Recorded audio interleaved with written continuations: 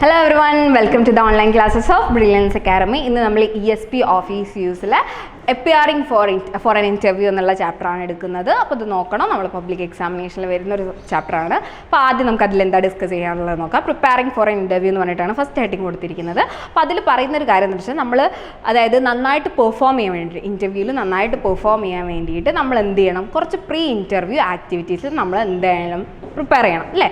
അതായത് നന്നായിട്ട് പെർഫോം ചെയ്യാൻ ഒരു പരീക്ഷയ്ക്ക് നമ്മൾ പോകുന്നതിന് മുമ്പ് നന്നായിട്ട് പഠിച്ചാലേ നമുക്ക് പരീക്ഷയ്ക്ക് എന്ത് ചെയ്യാൻ പറ്റുള്ളൂ, നന്നായിട്ട് പെർഫോം ചെയ്യാൻ പറ്റുള്ളൂ. അതേപോലെ തന്നെ നമ്മൾ ഇൻ്റർവ്യൂവിന് നന്നായിട്ട് പെർഫോം ചെയ്യണമെങ്കിൽ നന്നായിട്ട് നമ്മൾ പ്രിപ്പയർ ചെയ്യണം.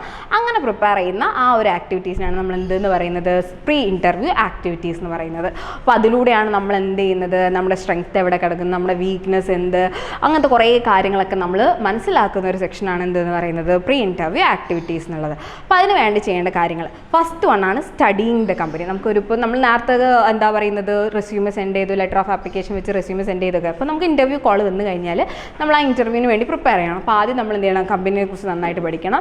കമ്പനിയെ കുറിച്ചുള്ള ഇൻഫർമേഷൻസ് നമുക്ക് പറ്റാവുന്നത്രയും കളക്ട് ചെയ്യണം. അത് കാരണം നമ്മൾ ഇൻ്റർവ്യൂവിന് പോകുന്ന സമയത്ത് നമുക്ക് കമ്പനിയെ കുറിച്ച് ഇത്രത്തോളം കാര്യങ്ങൾ അറിയാമെന്നുള്ളത് അവർക്ക് മനസ്സിലായാൽ അത് നമ്മളെ സിൻസിയാരിറ്റിയാണ് കാണിക്കുന്നത്. നമ്മൾ എത്രത്തോളം ആ ജോബിൽ ഇൻട്രസ്റ്റഡ് ആണ്, നമ്മൾ എത്രത്തോളം ആ ജോബിന് വേണ്ടിയിട്ട് നമ്മൾ പ്രിപ്പയർഡ് ആണ് എന്നുള്ള കാര്യങ്ങൾ നമ്മൾ താല്പര്യമാണ് അതിൽ കാണിക്കുന്നത്.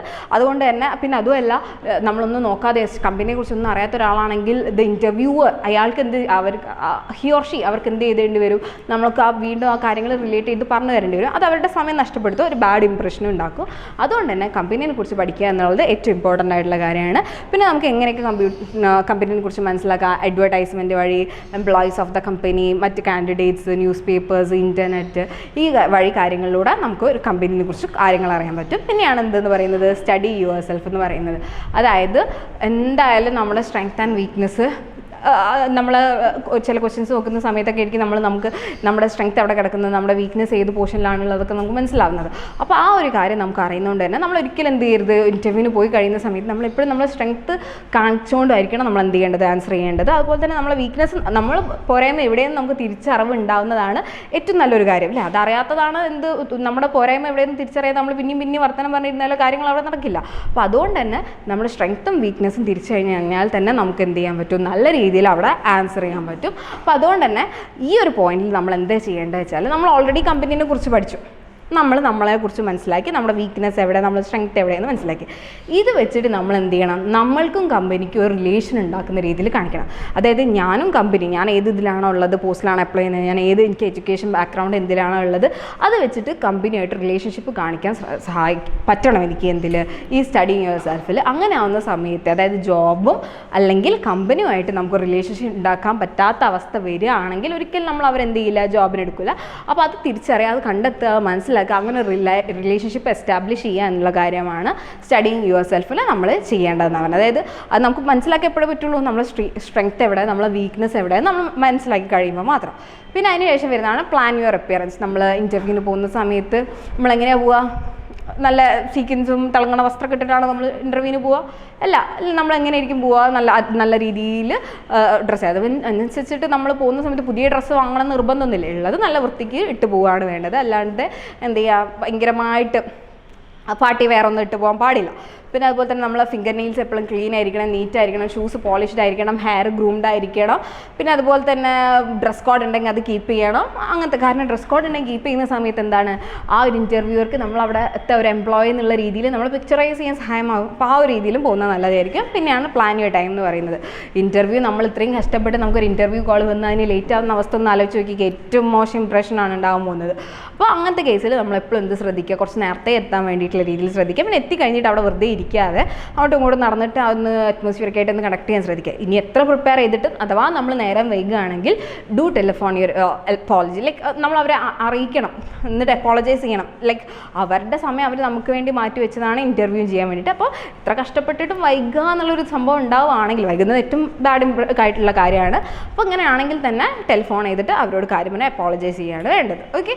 പിന്നെ അതിൻ്റെ താഴെ നമുക്ക് ഇൻഡെക്സ് ക്വസ്റ്റ്യൻസ് കൊടുത്തിട്ടുണ്ട്. ഞാൻ എല്ലാ ക്ലാസ്സിലും പറയുന്നത് പോലെ നിങ്ങൾ ചാപ്റ്റേഴ്സിൻ്റെ ഇൻഡെക്സ് ക്വസ്റ്റ്യൻസും അതിൻ്റെ ആൻസേഴ്സും നന്നായിട്ട് നോക്കി പോകണം. കാരണം നിങ്ങൾക്ക് മാർക്ക് 1 വേർഡിൻ്റെ ആണെങ്കിൽ എല്ലാത്തെ ആണെങ്കിൽ നിങ്ങൾക്ക് മാർക്ക് സ്കോർ ചെയ്യാൻ ഇതിൽ നിന്നാണ് കുറേ പറ്റുന്നത്. ഓക്കെ. പിന്നെ അതിനുശേഷം നമ്മൾ ഫേസ് ടു ഫേസ് ഇൻ്റർവ്യൂവിൽ, അപ്പോൾ പ്രിപ്പറേഷനൊക്കെ കഴിഞ്ഞ് ഇനി നമ്മൾ മുഖാമുഖമായിട്ട് ഇൻ്റർവ്യൂവിന് എത്തി. ഇനി അവിടെ നിന്ന് നടക്കുന്ന കാര്യമാണ് പറയുന്നത്. ഫസ്റ്റാണ് വരുന്നത് ഓപ്പണിംഗ് ഫോർമാലിറ്റി എന്ന് പറയുന്നത്. ഓപ്പണിംഗ് ഫോർമാലിറ്റി എന്ന് പറയുന്ന സമയത്ത് നമ്മൾ അവരെ മാഡം എന്ന് പറഞ്ഞിട്ട് എന്ത് ചെയ്യാണ്, അഡ്രസ്സ് ചെയ്യാണ് വേണ്ടത്. പിന്നെ ഇനി ശ്രദ്ധിക്കേണ്ട ഒരു കാര്യം ഇതിൽ പറഞ്ഞിരിക്കുന്നത് വെച്ചിട്ട് ഇൻ്റർവ്യൂവർ ഇനീഷ്യേറ്റ് ചെയ്യാണ് ഒരു ഹാൻഡ് ഷേക്കിന്. അതായത് അവരായിട്ട് നമുക്ക് ഹാൻഡ് ഷേക്ക് ചെയ്ത് കഴിഞ്ഞ് കഴിഞ്ഞാൽ അവർ നമ്മളോട് ഇരിക്കാൻ പറഞ്ഞിട്ടേ നമ്മൾ എന്ത് ചെയ്യാവുള്ളൂ, ഇരിക്കാവൂ. Okay, when they initiate the handshake. Okay, അവരായിട്ട് ഇതാക്കുന്ന സമയത്ത്. പിന്നെ നമുക്കറിയാവുന്ന കാര്യമാണ് നമ്മൾ എന്ത് ചെയ്യണം, സർട്ടിഫിക്കറ്റ്സ് ഒക്കെ ഒരു ഫയലിൽ വെച്ചിട്ട് എന്ത് ചെയ്യണം, ടേബിളിൻ്റെ മുകളിലാക്കി വെക്കണം. അല്ലാതെ ഇരുന്ന് മടിയിൽ വെച്ച് ഒരു പറയുന്നതിനനുസരിച്ച് ഇങ്ങനെ വലിച്ചെടുക്കല്ല വേണ്ടത്, നമ്മൾ ടേബിളിൻ്റെ മുകളിൽ വെക്കുകയാണ് വേണ്ടത്.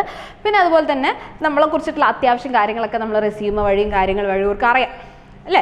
അപ്പോൾ ഇവിടെയാണ് നമ്മൾ നേരത്തെ നമ്മൾ പ്രിപ്പയർ ചെയ്തില്ലേ എംപ്ലോയ്മെൻറ്റ് ഒബ്ജക്റ്റീവ്സ്, അതിൽ നമ്മൾ പറഞ്ഞിട്ടുണ്ടായിരുന്നു കഴിഞ്ഞ ചാപ്റ്ററിൽ, മുമ്പത്തെ ചാപ്റ്ററിൽ പറഞ്ഞിട്ടുണ്ടായിരുന്നു നമ്മൾ എന്തിന് ഹയർ ചെയ്യണം എന്നുള്ള ക്വസ്റ്റ്യൻ വരാതെ അവിടെയാണ് ചോദിക്കുക എന്നുള്ളത്.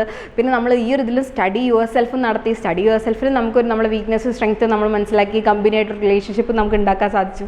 ഇതൊക്കെ നമ്മൾ ഉപയോഗിക്കാൻ പോകുന്നത് ഈ ഒരു സെക്ഷനിലാണ്. നമ്മൾ why do you want to work for us, അല്ലെങ്കിൽ why should the company hire you എന്നുള്ള ആൻസർ പറയുന്നതാണ് ഈ ഒരു സെക്ഷൻ എന്ന് പറയുന്നത്. എന്തായാലും ആ ക്വസ്റ്റ്യൻ നമ്മൾ നേരിടാനുള്ളതാണ്.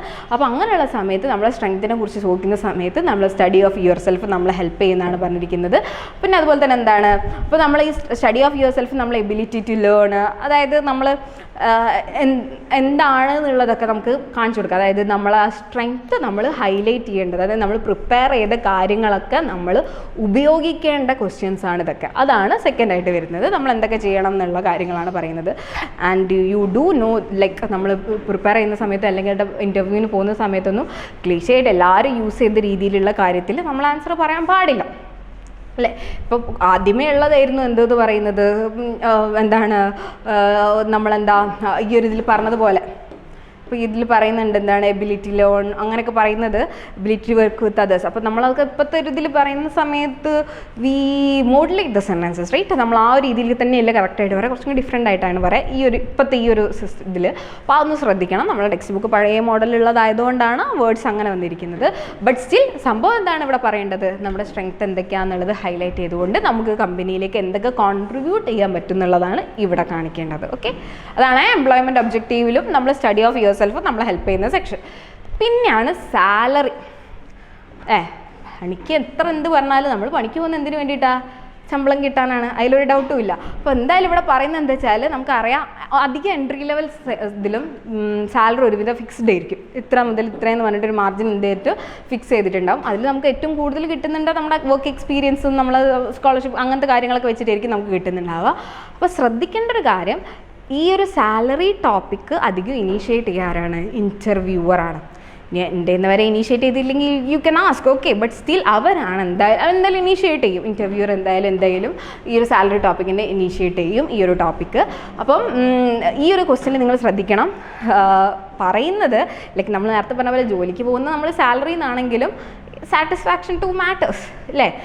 പൈസ മാത്രം ഉണ്ട്, ഒരു സമാധാനം ഇതൊന്നും ഇല്ല എന്നുള്ള വരുന്ന കേസാണെങ്കിലോ, അപ്പോൾ അതും നമ്മൾ ശ്രദ്ധിക്കണം. അപ്പം നമ്മൾ ഒരിക്കലും സാലറീൻ്റെ പേര് പറഞ്ഞ് കച്ചറ ഉണ്ടാക്കരുത്. കാരണം അപ്പം നമുക്ക് ഓർക്കൊരു തോന്നൽ തോന്നും, പൈസേൻ്റെ വെള്ളിങ്ങനെ ഇതാക്കുന്നുണ്ടെങ്കിൽ നമ്മൾ പെട്ടെന്ന് പോച്ച് ചെയ്യാൻ പറ്റുന്ന ആളുകളാണെന്നുള്ളൊരു തോന്നൽ അവർക്ക് വരും. അപ്പോൾ അതുകൊണ്ട് തന്നെ എന്ത് ചെയ്യരുത്, സാലറീൻ്റെ മുകളിലൊരു ഡിസ്പ്യൂട്ടിനോ അങ്ങനെ ഒരു വാക്ക് തർക്കത്തിന് നിൽക്കാൻ നിൽക്കരുത്. കാരണം പിന്നെ നിങ്ങൾക്ക് പറയാം നമുക്ക് ഓൾറെഡി ഇത്ര എക്സ്പീരിയൻസ്ഡ് ഉള്ള ഒരാളാണ്, നമ്മൾ ഇത്രയും ക്വാളിഫിക്കേഷൻ ഉള്ള ഒരാളാണെങ്കിൽ we can do ask for that. പക്ഷെ ഒരിക്കലും അത് എന്ത് ചെയ്യരുത്, വർത്തമാനത്തിലേക്ക് ആ ഒരു രീതിയിലേക്ക് മോശം രീതിയിലേക്ക് സംസാരത്തിലേക്കാക്കി പോകരുത് എന്നാണ് പറയുന്നത്. നമുക്ക് എന്താ ചോദിക്കുന്നതിനല്ല പറയുന്നത്, ചോദിക്കാം, ലൈക്ക് നമ്മുടെ ആ ഒരു ഇതിനനുസരിച്ച് നമുക്ക് ആവശ്യപ്പെടുന്നത് തെറ്റില്ല, പക്ഷേ അത് കോൺഫ്ലിക്റ്റിലേക്ക് പോകരുത് എന്നാണ് പറയുന്നത്. അപ്പം അത് മേജർ ഇഷ്യൂ ആക്കി മാറ്റി വെക്കരുതെന്ന്. കാരണം നമുക്ക് ഞാൻ പറഞ്ഞതുപോലെ തന്നെ എന്തായാലും ഏതൊരു ജോബിനും ഒരു ഇത്ര ഫിക്സ്ഡ് ആക്കി വെച്ചിട്ടുണ്ടാവും. അപ്പോൾ ആ ഒരു മാർജിനിലുള്ളതായിരിക്കും ചോദിക്കുക. അപ്പോൾ നമ്മൾ ചെയ്യേണ്ട ഒരു കാര്യം എന്ന് പറയുന്നത് ആ ഒരു ഫീൽഡിലുള്ളവർക്ക് എത്ര സാലറി എന്നുള്ളത് ഏകദേശമൊക്കെ മനസ്സിലാക്കി പോയി കഴിഞ്ഞാൽ നമുക്ക് ഏകദേശം കണക്ട് ചെയ്തിട്ട് നമുക്ക് പറയാൻ പറ്റും. ആ ഒരു രീതിയിലാണ് നമ്മൾ സാലറി ഡിസ്കഷൻസ് നമ്മൾ ഹാൻഡിൽ ചെയ്യേണ്ടത്. ഒരിക്കലും സാലറിൻ്റെ മുകളിലൊരു ഇഷ്യൂ ഉണ്ടാക്കരുത്. കാരണം ഇത് ഞാൻ പിന്നെയും പറയുന്നത് വെച്ചാൽ നിങ്ങൾക്ക് ട്രൂ ഓഫ് ഫോൾസിലൊക്കെ വരാൻ സാധ്യത ഉള്ളതാണ്, അതുകൊണ്ടാണ്. പിന്നെയാണ് ക്ലോസിങ് ദ ഇൻ്റർവ്യൂ. നമ്മൾ first impressions the best impression എന്ന് പറയുന്ന പോലെ ഈ ഇൻ്റർവ്യൂവിൻ്റെ കേസിൽ ഫസ്റ്റ് ഇംപ്രഷനും വേണം, അത് ലാസ്റ്റ് വരെ നിലനിൽക്കും വേണം. അതായത് നമ്മൾ അവിടുന്ന് ഇറങ്ങി പോകുന്നവരെ നമ്മൾ എന്ത് ചെയ്യണം, ആ ഒരു ഇത് കീപ്പ് ചെയ്യണം എന്നാണ് പറയുന്നത്. അപ്പോൾ നമ്മൾ എന്ത് ചെയ്യണം, അവർ പറഞ്ഞതിന് ശേഷം, അതായത് അവർ പിന്നെ നമ്മളോട് എന്ത് ചെയ്യാൻ പറയാം, നിങ്ങളെ ഞങ്ങൾ കോൺടാക്ട് ചെയ്യും, അല്ലെങ്കിൽ ഇതിൻ്റെ റിസൾട്ട് അറിയിക്കുക എന്നൊക്കെ പറഞ്ഞു കഴിഞ്ഞിട്ട് പിന്നെ നമ്മൾ അവിടെ ഇരിക്കല്ലേ വേണ്ടത്. നമ്മൾ എന്ത് ചെയ്യണം, എണീറ്റ് അവരോട് താങ്ക് ചെയ്യണം. അവർ ആ ഒരു ടൈം നമുക്ക് വേണ്ടി തന്നെ നമ്മൾ ഇൻ്റർവ്യൂ ചെയ്തതിന് വേണ്ടിയിട്ട് നമ്മൾ എന്ത് ചെയ്യുക, അവരെ താങ്ക് ചെയ്യുക. പിന്നെ ഒരിക്കലും എന്ത് ചെയ്യരുത്, ഇൻ്റർവ്യൂ നീഡ്ലെസ്ലി പ്രൊലോങ് ചെയ്യരുത്, നീട്ടി വലിച്ചു കൊണ്ടുവരുത്. എണീറ്റ് താങ്ക് ചെയ്ത് ഈ ഒരു ഓപ്പർച്യൂണിറ്റിക്ക് താങ്ക് ചെയ്തിട്ട് എന്ത് ചെയ്യാണ്, പറയണം. താങ്ക് ചെയ്യുമ്പോൾ പറയണം എന്താണ്, we are looking forward to hear from you. അതായത് വെറുതെ ഇൻ്റർവ്യൂവിന് പോയിട്ട് കിട്ടിയോ ഇല്ല എന്ന് അറിയാണ്ട് ഇങ്ങനെ ഇരിക്കാൻ പറ്റുമോ നമുക്ക്, അതെന്താണെന്ന് അറിയണം. അപ്പം അതിനെക്കുറിച്ചിട്ട് ഞങ്ങൾ ആഗ്രഹിക്കുന്നുണ്ട്. അതായത് we are looking forward for your message or the related information എന്നുള്ളത് അറിയിച്ചിട്ട് വേണം എന്ത് ചെയ്യാൻ വേണ്ടിയിട്ട്, നമ്മൾ പോകാൻ വേണ്ടിയിട്ട്. അതായത് നമ്മൾ ആ ഫസ്റ്റ് ഇംപ്രഷൻ ലാസ്റ്റ് വരെ കീപ്പ് ചെയ്യണം. അവർ നോക്കണം നമ്മൾ അതിന് വേണ്ടിയിട്ട് വെയിറ്റ് ചെയ്യുന്നുണ്ട് എന്നുള്ളത് അവരറിയിക്കണം. പിന്നെ ലാസ്റ്റിലേക്ക് നിങ്ങൾക്ക് കൊടുത്തിരിക്കുന്നത് പ്രാക്ടീസിങ് ഫോർ ഇൻ്റർവ്യൂസ്, എങ്ങനെയാണ് നമ്മൾ ഇൻ്റർവ്യൂവിന് പ്രാക്ടീസ് ചെയ്യുന്നത്. നമുക്കറിയാം മോക്ക് ഇൻ്റർവ്യൂസും കാര്യങ്ങളൊക്കെ ഉണ്ട് അല്ലേ. ഒരു പ്രിപ്പയർ ചെയ്ത് പോയാലേ നമുക്ക് നന്നായിട്ട് പെർഫോം വേണ്ടിയിട്ടുള്ളൂ. അപ്പോൾ നമുക്ക് എന്ത് ചെയ്യുക, സ്വയമായിട്ട് നമുക്ക് മിററിന് മുന്നിലൊക്കെ നിന്നുകൊണ്ട് എന്ത് ചെയ്യുക, പ്രാക്ടീസ് ചെയ്യുക. അല്ലെങ്കിൽ ഫ്രണ്ട്സിനൊക്കെ യൂസ് ചെയ്തുകൊണ്ട് ഇൻ്റർവ്യൂ എന്നുള്ള ആ ഒരു പൊസിഷനും അങ്ങോട്ടും ഇങ്ങോട്ടും എന്ത് ചെയ്ത് ഇൻ്റർചേഞ്ച് ചെയ്തിട്ട് നമുക്ക് എന്ത് ചെയ്യുക, മോക്ക് ഇൻ്റർവ്യൂസ് ഒക്കെ നടത്തുന്നത് കുറച്ചും കൂടി എളുപ്പമായിരിക്കും. നമുക്ക് റിയൽ ഇൻ്റർവ്യൂ ഫേസ് ചെയ്യാനുള്ള ആ ഒരു പേടിയൊക്കെ എന്ത് ചെയ്യും, ഒരു പരിധി വരെ നമുക്ക് എന്ത് ചെയ്യാം, ഈ ഒരു ഇൻ്റർവ്യൂവിന് വേണ്ടി പ്രാക്ടീസ് ചെയ്യുന്നത് വഴി നമുക്ക് കുറഞ്ഞു കിട്ടുമെന്നാണ് പറയുന്നത്. അപ്പോൾ ഇത്രയും കാര്യങ്ങളാണ് എന്തിലുള്ളത്, ഈ ഒരു ചാപ്റ്ററിലുള്ളത്, അപ്പിയറിംഗ് ഫോർ ഇൻ്റർവ്യൂവിലുള്ളത്. ശ്രദ്ധിക്കുക, ഇത് നമ്മൾ പബ്ലിക് എക്സാമിനേഷൻ സെക്ഷനിൽ വരുന്നതാണ്. അതുപോലെ തന്നെ ഇതിൻ്റെ ഓവറോൾ ക്വസ്റ്റ്യൻസും നന്നായിട്ട് നോക്കി പോവാം. Thank you.